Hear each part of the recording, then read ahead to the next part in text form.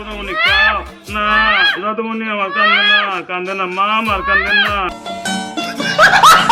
কেউ এই বাচ্চাকে ভেড়া দুধ খাওয়ান, না হয় বাচ্চাটা কষ্ট পাবে, না হয় এদেরকে পাগলা গারতের রাস্তা দেখে দিন। ঠিক বলেছো। হ্যালো গাইস, অস্থির বন্ধু চ্যানেলের 6 নাম্বার পর্বে আপনাদের সবাইকে স্বাগতম। এই ভিডিওটা প্রতিবারের মতো অনেক বেশি মজাদার হতে চলেছে, তাহলে দেরি কেন, চলো ভিডিওটা শুরু করা যাক।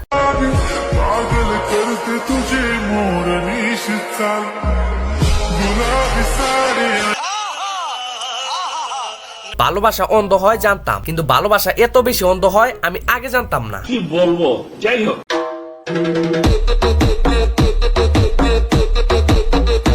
জীবনে প্রথমবার দেখলাম কেউ নাচতে নাচতে ঝালমুড়ি বিক্রি করে। এখানে চাচার সাথে সাথে চাচিও নাচলে ঝালমুড়ি বিক্রিটা একটু বেশি হবে। এইটাও সম্ভব। শেখ হাসিনা সবসময় বলেছে দেশকে অনেক দিয়েছেন, দেশকে অনেক ভালোবাসছেন, দেশের মানুষকে ভালোবাসছেন। সে যদি আসতে চায় তাকে তাহলে কিভাবে আনা উচিত আমার মতে? তাকে না, আমি ওকে অ্যাকসেপ্টই করবো না। যখন আমি অ্যাকসেপ্টই করবো না, আমি কোনো চান্সই দিব না। ফেলা জিনিস দ্বিতীয়বার নেওয়া উচিত না আমাদের। যাক, অবশেষে হাসু আপাকে এক্স বানিয়ে দিল, এটা কোনো কথা হইলো? কি বলবো, যাই হোক। মাননীয় প্রধানমন্ত্রীকে দেখে আমি অনুপ্রাণিত হই।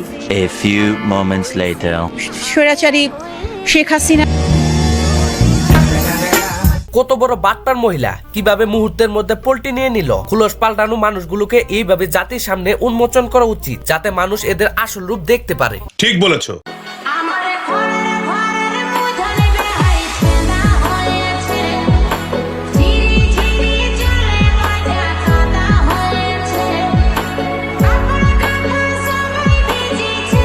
প্রকৃত শিক্ষা যার মাঝে আছে, তারা কখনো একটা মেয়েকে এরকম ভাবে সবার সামনে দেখাবে না। যাকে এরকম ভাবে দেখতে আসছে সেই বুঝে মানুষের সামনে নিজেকে প্রেজেন্ট করতে কেমন লাগে।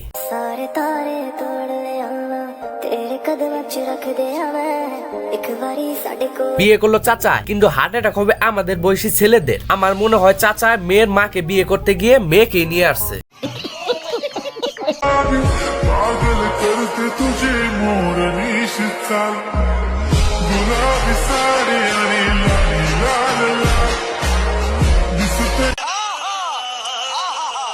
চাচার আজকে খবর আছে, এই ভিডিওটা যদি চাচি দেখে তাহলে মার একটা মাটিতে পড়বে না, সব মার পড়বে চাচার পিঠে।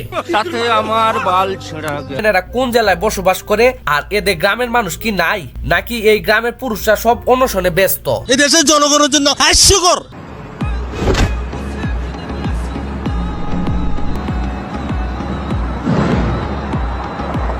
আমাদের দেশে কিছু পাতি নেতা আছে, তার অবস্থা কিছুটা এরকম।